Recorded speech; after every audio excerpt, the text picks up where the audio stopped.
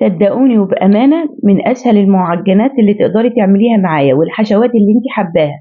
ملبن احشيها، عجوة احشيها، جبنة مش هتقولك لأ، وحلوة قوي وهشة وقطنية، والحشوة متوزعة فيها كلها زي ما انتم شايفين يا حلوين.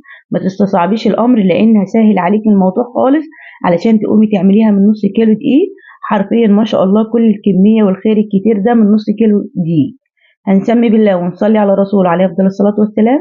هنا معايا نص كيلو دقيق، نزلت عليه بنص كيس من الخميرة، معلقة لبن بودر دي اختيارية، هنزل عليها بحاجة بسيطة من الملح يعني زي نص معلقة صغيرة، معلقة من البيكنج باودر ومعلقتين من السكر، وقلبي كل المكونات الجافة مع بعضها. وهنا البيضة برضو اختيارية، يعني الحاجة اللي تنفع بقولك عليها واللي ما تنفعش، لكن البيضة بتعزز معايا الطعم وبتساعدني ان هي تبقى هشة وقطنية. نزلت بحاجة بسيطة من ريحة الموز وماء الورد والفانيليا. الروايح برضو يا حلوين اختيارية، الحاجة اللي انت بتحبيها تقدري تحطيها، بس الروايح في العموم بنحط منها حاجات بسيطة خالص. 100 جرام من الزبدة تكون مرهمية يعني بدرجة حرارة المطبخ، ما تكونش خارجة من التلاجة، ما يعادل معلقتين من بتوع الأكل. اللهم صل وسلم على سيدنا محمد. هنا بعد ما خلطت كل المكونات مع بعضها الزبدة والبيض، نزلت بعلبة زبادي بلدي وخدمت العجينة لمدة 10 دقايق. العجينة هنا بحاول اوريها لكم، ده كده القوام المطلوب يا حلوين. والسوائل تنزلي بيها تدريجيا، يعني علبة الزبادي البلدي تقدري تنزلي بيها على مرتين حسب نوع الدقيق يستخدم منك قد ايه من السوائل. انواع الدقيق يا حلوين بتختلف عن بعضها.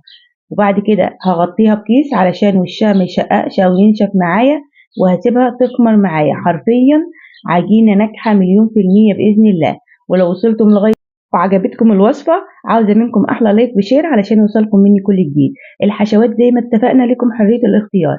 دي عجوة أنا نسلها في البيت وعاملاها في الكبة، فرمها يعني، ونزلت عليها بمعلقة صغيرة من الزبدة ونص معلقة من القرفة، وادعيلي مش بتبقى ظاهرة قوي على فكرة القرفة، ومعلقة سمسم. الحشوة هنا بتبقى طعمها خطير غير لما بتحطي عجوة لوحدها. الزبدة هنا علشان ما تخليش الحشوة تنشف معاكي وهي في المعجنات في العموم.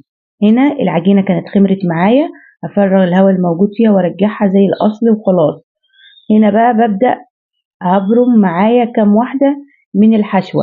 اعملي الحجم قد البيضة بتاع العجين، أنا خرجت الهواء ضروري منها، يعني كان الوزن بتاعها بالجرام 40 جرام العجينة، ده حجم البيضة. والتقفيلة دي سهلة وبسيطة علشان ما تفتحش معاكي. هعمل معاكم واحدة كمان، كوريها قد حجم البيضة، وبعد كده ببرمها، وبعد كده بفردها بسيط واحط الحشوة جواها. اهم حاجة